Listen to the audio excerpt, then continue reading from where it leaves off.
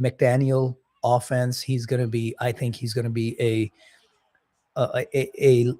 Tyreek Hill light, more of a slot receiver, not a deep threat, but like a slot receiver who just gobbles up receptions. I wouldn't be shocked if he ends up with 115, 120 receptions in that offense, being the main wide receiver one. What do you guys see with this offense and McDaniel? Were his problems because he's not really a head coach? He's an offensive coordinator, and he's going to excel with the Chargers with all this talent, with Harbaugh being at the helm there? I mean, Jim Harbaugh is obviously an excellent coach. I think he's able to bring this offensive mindset that he has. I think it's going to be key to look at what the running back play is going to look like as well. Obviously, we know Herbert is going to be a solid quarterback, one of the top. I think he's in the mix with one of the best in the AFC, obviously, again this year. But it really depends on how their running game looks. I'm expecting big things from Amar Johnson. Second year, he should have a better handle on the play calling here. But yeah, that's going to be a key to how they fare in this AFC West. Yep. Shep, what are you seeing from the Chargers here? I am bullish on the Chargers. I really think Harbaugh is a really good coach. All right. Bad dude, but a good coach. He's a weird dude. Yeah. I don't even know if he's a bad dude. He's just a weird dude. Right? He's personality aside, yeah, he is a good football coach. You're actually probably better than good. Unlucky to not be a Super Bowl winner already. Right? Yeah. And I think that McDaniel is a really, really good offensive mind. He's really creative. And he's going to have a check on some of his more out there concepts with Harbaugh. Right? Mm-hmm. And I think that this will be a good reset year for McDaniel for people to appreciate his offensive mind again. And I think you've got the Chargers set up really well to have a good year where they possibly challenge for the Super Bowl. Yep, absolutely. All right, time to pivot. But before we do, I got to tell our listeners about something important coming up. Where did we go? So first off, we'd be remiss if we did not belatedly tell all of our listeners a happy Independence Day to our listeners, both from the Pakistan as well as the India area. The 14th and the 15th are the days on which the subcontinent of India kicked out the British back home out of the subcontinent and gained their independence.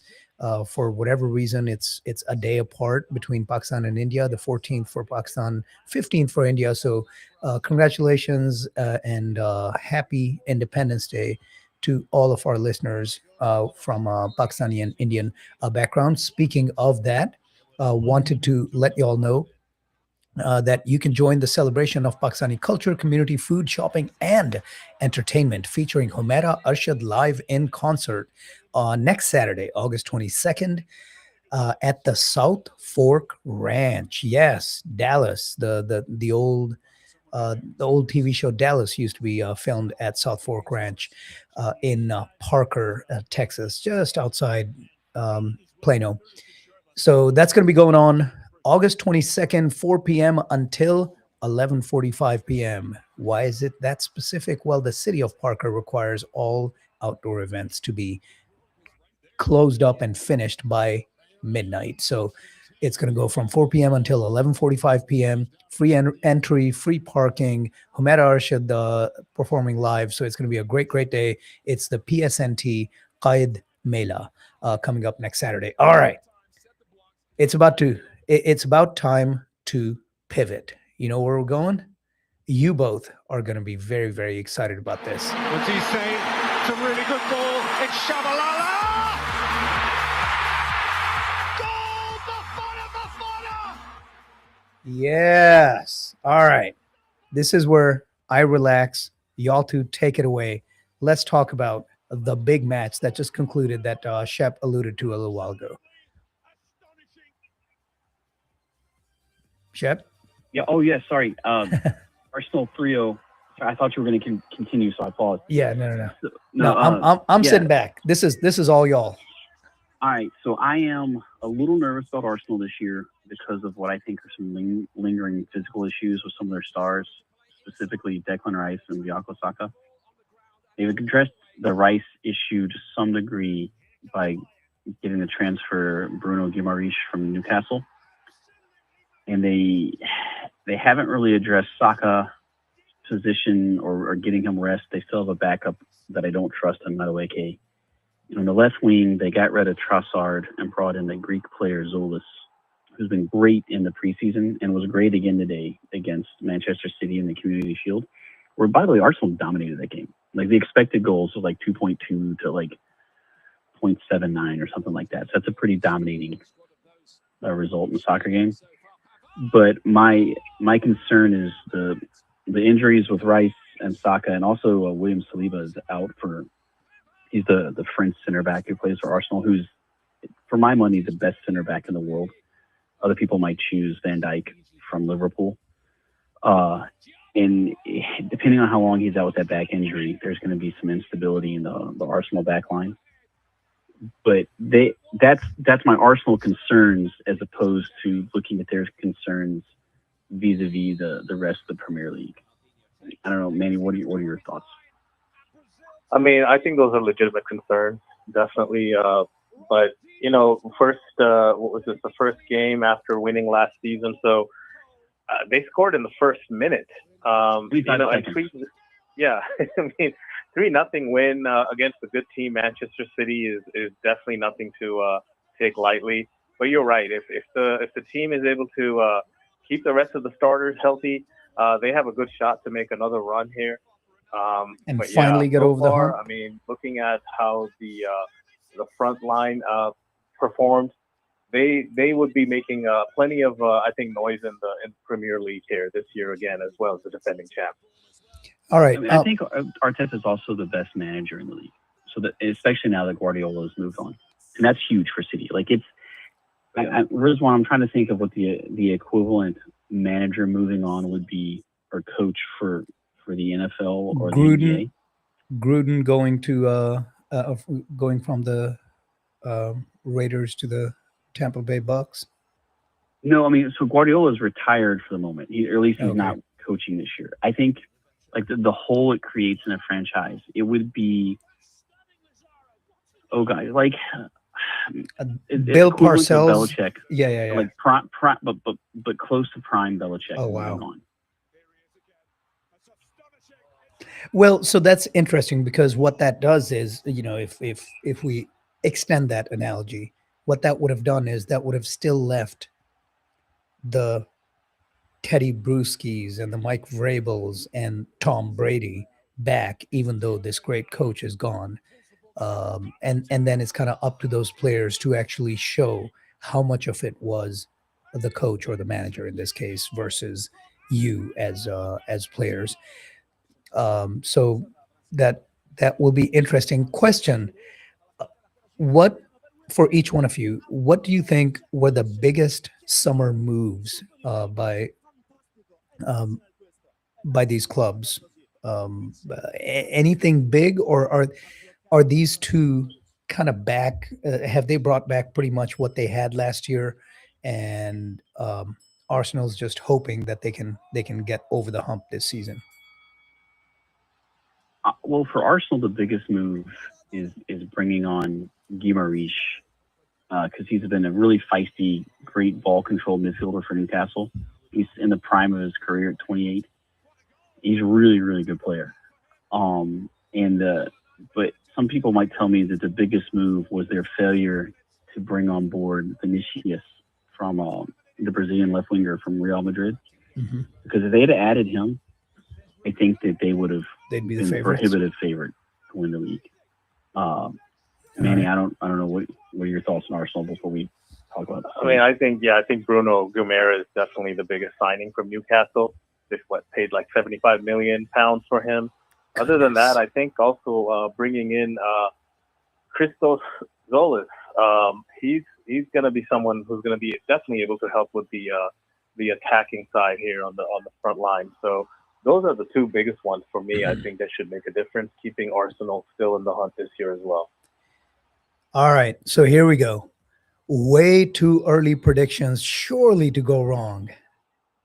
Who wins the Premier League?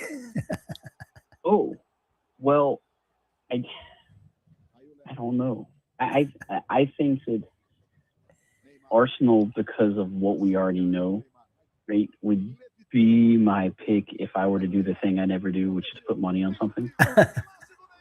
But Yeah, I think Arsenal definitely is the favorite, based on just who they brought back and the recent signing I just mentioned.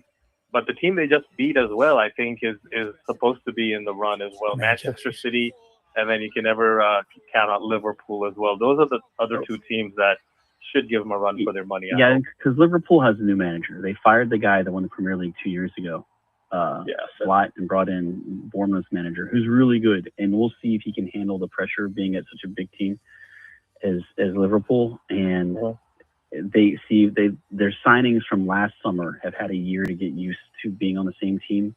And look, Liverpool, I actually think so one thing we didn't talk about with City is that the metronome of City has been Rodri, the central defensive midfielder for them. And it looks like he is going to go to Barcelona or Real Madrid. And they brought in Elliot Anderson to be his replacement, but peak Elliot Anderson is nowhere as good as peak Rodri for City. So I think there's a good chance that Liverpool finishes above City if they can't adequately replace Rodri. And even if he plays for them, he's not going to be the same guy he was 2-3 years ago. And I think there's also a chance that Xabi Alonso, the new manager at Chelsea, performs some kind of miracle like he did at Bayern Leverkusen a couple years ago in Germany, where he had them and they beat Bayern Munich, even with all of Munich's, massive structural advantages. So we'll see there. I'd still say Arsenal, barring injury, is the favorite, but Liverpool or Chelsea could challenge as well. All right. So it sounds like pretty much consensus. Arsenal, maybe not a prohibitive favorite, but definitely leaning favorite. So we'll see. We'll see how the season progresses, how it looks like as we get to the finish line here. Time for a pivot. You know where we're headed? Let's see. Yeah. The squeak of the sneakers, the ping of the ball. Real quick, just a couple of minutes. So look, the Wimbledon has been over. US Open is coming. And the tune-up for the US Open is the Cincinnati tournament. The heat, the humidity, and all of that. And boy, oh boy, Djokovic absolutely struggled with the heat and the humidity, losing his opening match to Argentina's Thiago Tirante 2-6, 6-4, 6-4. He won the first set and then just absolutely just wilted. And look, I mean, 38, 39 years old, right? What do we say, Shep? Who is undefeated? Father Time. And this has to be the end for Djokovic, right? I mean, look, can he come back and make some noise in the US Open? Yeah. But at 39, with the number of miles on that body, accomplished a lot. But I think this felt like the end, the way you saw him physically wilt during the course of the match.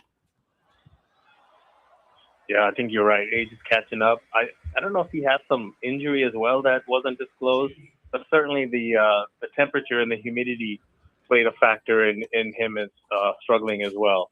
But you're right. We might be looking at maybe the last year for obviously the greatest, I think, tennis player of all time. Certainly looking at his Grand Slam victories.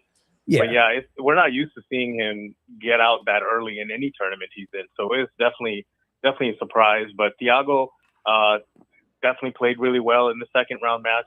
But you're right. I think this may be the last year we're seeing Djokovic dominate as he has throughout his career. Yup. All right. I wanted to kind of focus on that really quickly. Time for another quick pivot. You know where I want to go?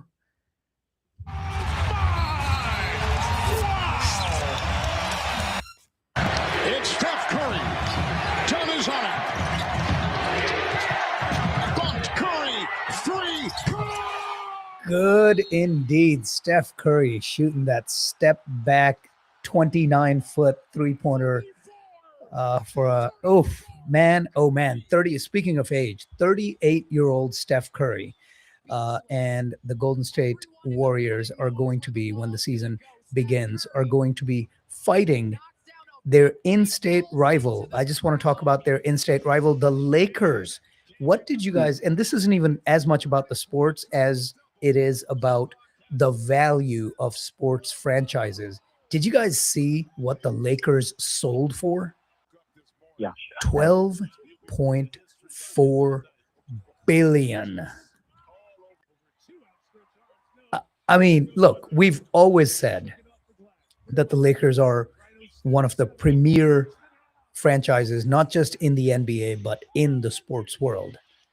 But for them to, after, what was it? I think the Seahawks sold for a record 9.8 billion or whatever it was, 9.4 billion, but $12.4 billion with a B for a sports franchise. I mean, and they went up, what, $2.5 billion since the sale just a year ago. And you would think after losing LeBron with everyone, you know, the whole league watches at all his moves, that would have maybe devalued them a little bit. But no, they go up $2.5 billion. I mean, something's fishy here, man. Something's not making sense. Look, as far as flipping goes, that's a great flip, right?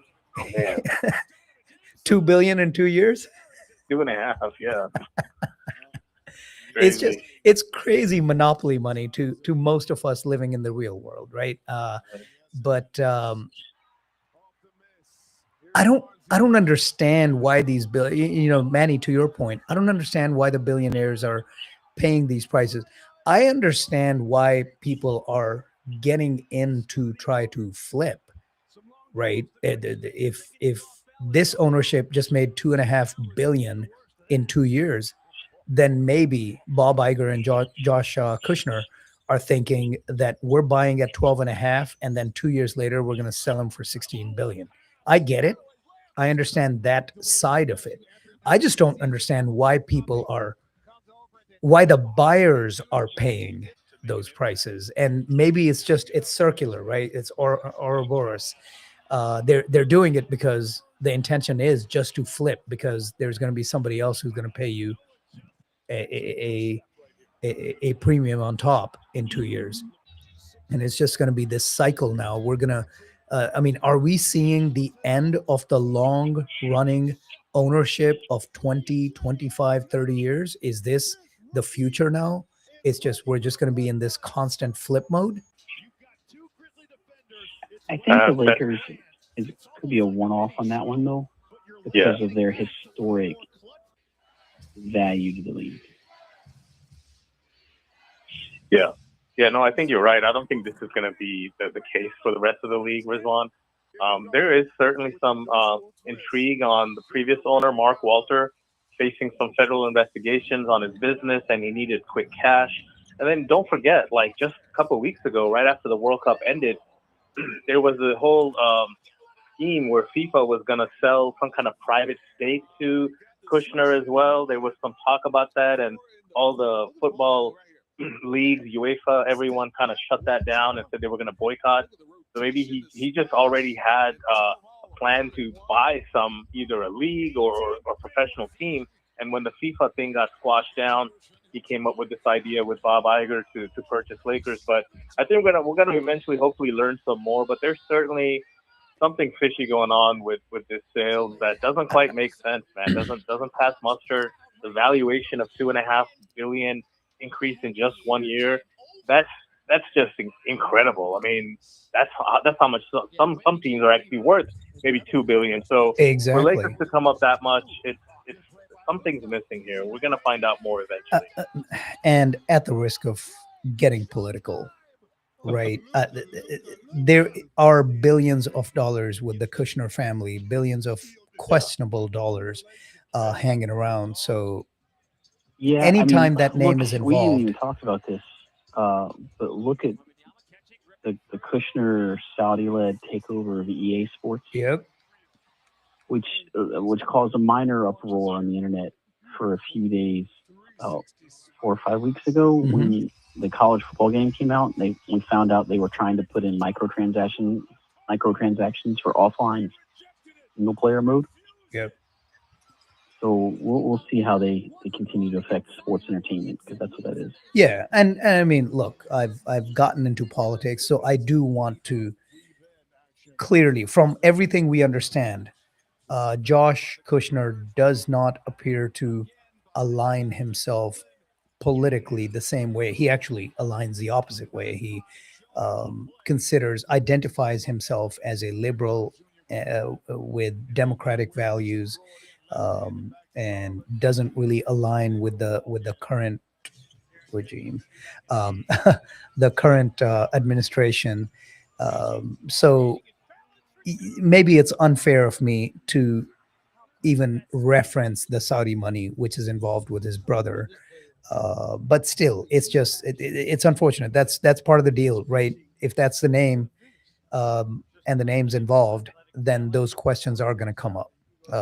To your point, Shep, with the involvement in other aspects of the sports world, it was just it surprised me. It came out of left field, surprised me, the amount, the difference, the appreciation in a couple of years, all of that was really, really, really surprising. But that's the world we're living in, man. $500 million contracts for athletes, and billions upon billions of dollars of valuation on sports franchises. But hey, that's part of what keeps us interested, right? Even though by and large, our interest lies in the competition, not necessarily on the business side. But I felt that needed to be brought up because it's a big number, huge appreciation in a short amount of time of the valuation of one of the premier sports franchises in the world. Real quick, since it's noon, tell Manny about Kelvin's proposed rule for last place. All right. So Manny, you and our listeners are going to be interested to find out. We are kicking around the thought in the 16-man fantasy football league.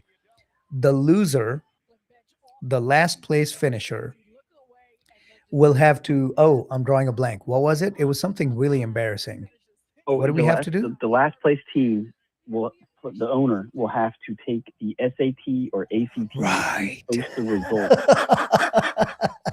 I haven't looked at trig in 30 years. Right. I literally haven't done any trig or algebra 2 work since the 90s. Yeah.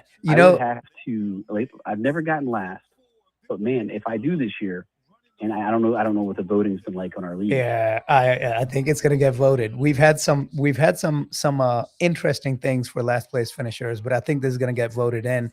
And thank you for reminding me, because I think this is going to become a topic of the show coming up with me and Samara. X to Z, yes, generational gap. Trying to work on that one conversation at a time. A father-daughter duo. Excited about that, Shep. Thank you, Manny. Thank you. It's been a great, great conversation on the Sports Spotlight today. We're going to pick things up. We're going to talk more more NFL, and maybe some NBA and other aspects of the sports world next Sunday. Thank you. Y'all have a wonderful day. Thank you too. All right. You've been listening to the Sports Spotlight. This is Rizwan signing off. And just after this break, we're going to be coming up. It's going to be me, Samara, from X to Z.